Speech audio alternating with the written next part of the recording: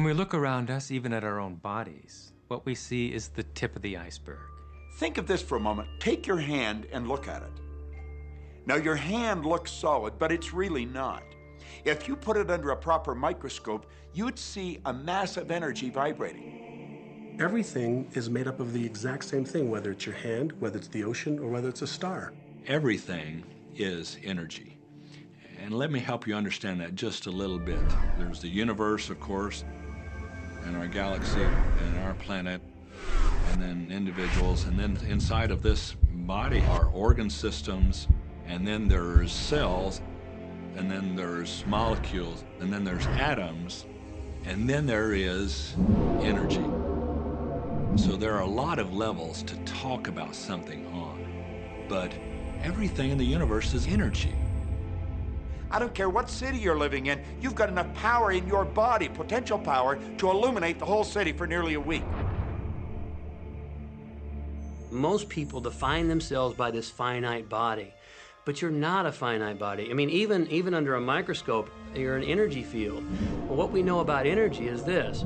You go to a quantum physicist and you say, what creates the world? And he or she will say, energy. Well, describe energy. Okay, it can never be created or destroyed. It's always was, always has been. Everything that ever existed always exists. It's moving into form, through form, and out of form. Okay, great. You go to a theologian and you ask the question, what created the universe? And he or she will say, God.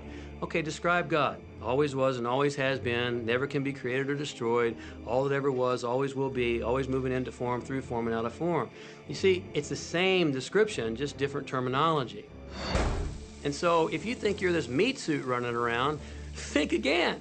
You're a spiritual being. You're an energy field operating in a larger energy field. We're all connected. We just don't see it. There isn't an out there and an in here. Everything in the universe is connected. It's just one energy field. You are extensions of source energy, and you are here in these magnificent bodies, but your bodies have distracted you, for the most part, from who you really are. You are source energy. You are eternal beings. You are God force. You are that which you call God. Scripturally, we could say that we are the image and the likeness of God. We could say we are another way that the universe is becoming conscious of itself. We could say that we are the infinite field of unfolding possibility. All of that would be true. Every great tradition has told you that you were created in the image and the likeness of the creative source. That means that you have God potential and power to create your world, and you are. You are. And maybe you've created things to this point that are wonderful and worthy of you, and maybe you haven't. The question I'd ask you to consider is, do the results you have in your life, are they what you really want? And are they worthy of you? If they're not worthy of you, then when would now be the right time to change those? Because you have the power to do that. The power is spoken, is therefore under our control. You know, a lot of people feel like they're victims in life, and they'll often point to past events, perhaps growing up with an abusive parent or in a dysfunctional family. And I would add as a parenthesis here that most psychologists believe that about 85% of families are dysfunctional. So it's like all of a sudden you're not so unique. My parents were alcoholics, my dad abused me, my mother divorced him when I was 6. From the age of 13 to 18, I was involved in street gangs. I had a severe motorcycle accident. I was homeless at one point in Dallas. I lived in poverty for 15 years in Houston. When I was a child, I had learning difficulties, and I was considered learning disabled, and I was told I would never read, write, or communicate, never amount to anything, not go very far in life. I mean, that's almost everybody's story in some form or not. So that's just called so what. The real what is, what are you going to do now? What do you choose now? Because you can either keep focusing on that or you can focus on what you want.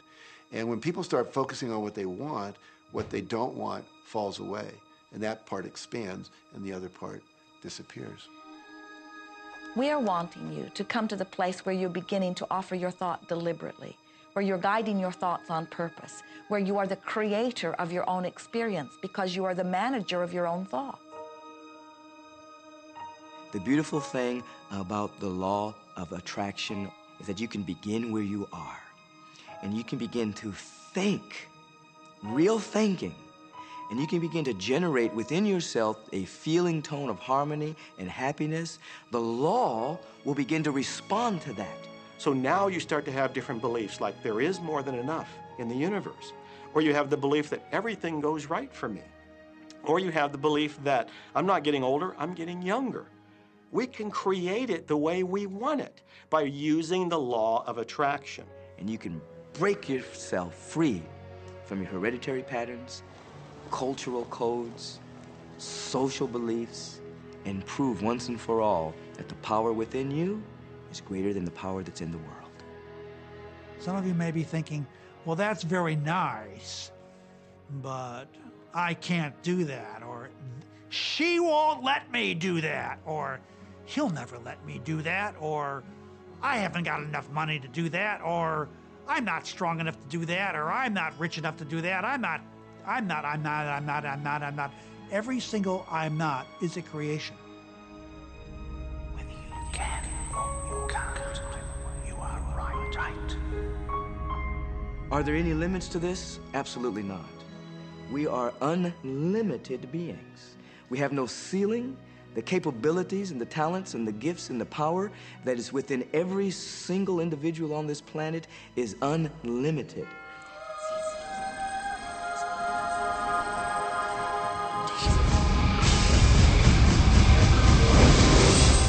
There is no blackboard in the sky on which God has written your purpose, your mission in life.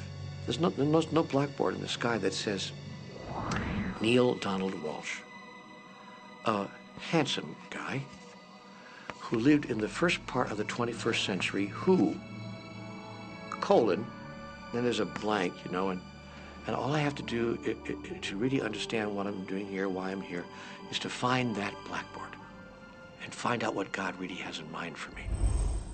But the blackboard doesn't exist. So your purpose is what you say it is. Your mission is the mission you give yourself. Your life will be what you create it as, and no one will stand in judgment of it, now or ever. It took a lot of years for me to get this, because I grew up very much with this idea that, you know, there was something I was supposed to do, and if I wasn't doing it, I was like, God wouldn't be happy with me, you know? When I really got that my primary aim was to feel and experience joy, then I began to do only those things which brought me joy. We have a saying, you know, if it ain't fun, don't do it, you know? Joy, love, freedom, happiness, laughter. That's what it is. And if you've just experienced joy sitting there and meditating for an hour, by golly, do that. If you experience joy eating a salami sandwich, then do that. When I pet my cat, I'm in a state of joy. When I walk in nature, I'm in a state of joy. So I want to constantly put myself in that state. And when I do that, then all I have to do is have the intention of what I want, and what I want manifest. So inner happiness actually is the fuel of success. Anything that makes you feel good is always going to be drawing in more. You are listening to this right now. It's you that drew this into your life. It's your choice whether you want to take it and utilize it. If it feels good, if it doesn't feel good, then you know, let it go. Find something that feels good, that resonates with your heart.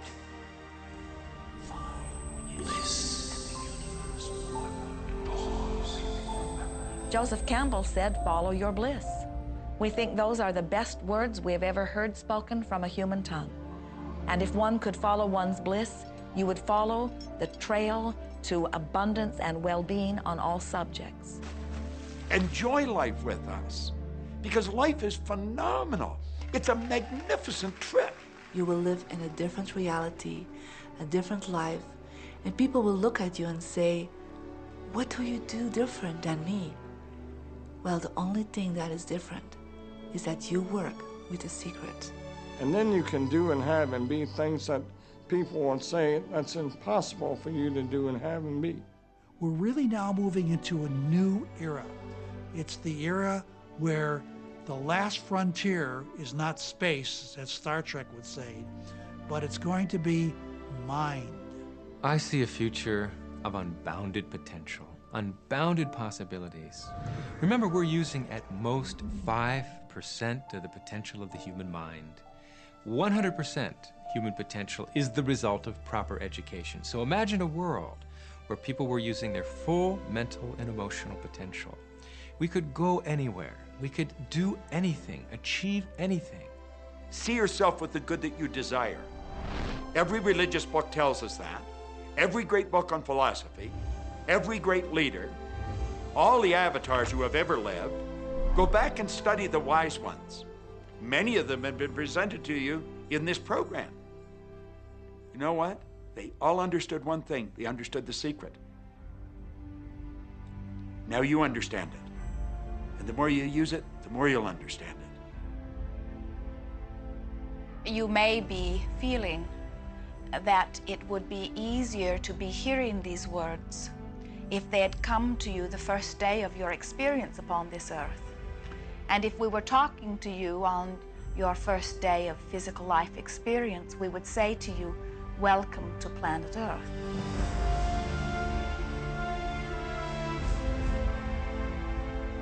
There is nothing that you cannot be or do or have. You are a magnificent creator, and you are here by your powerful and deliberate wanting to be here. Go forth, giving thought to what you are wanting, attracting life experience to help you decide what you want. And once you have decided, giving thought only unto that.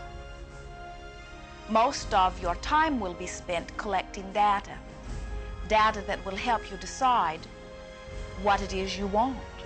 But your real work is to decide what you want and then to focus upon it. For it is through focusing upon what you want that you will attract it. That is the process of creating. I believe that you're great, that there's something magnificent about you. Regardless of what has happened to you in your life, regardless of how young or how old you think you might be, the moment you begin to think properly, there's something that is within you, there's power within you that's greater than the world, it will begin to emerge. It will take over your life.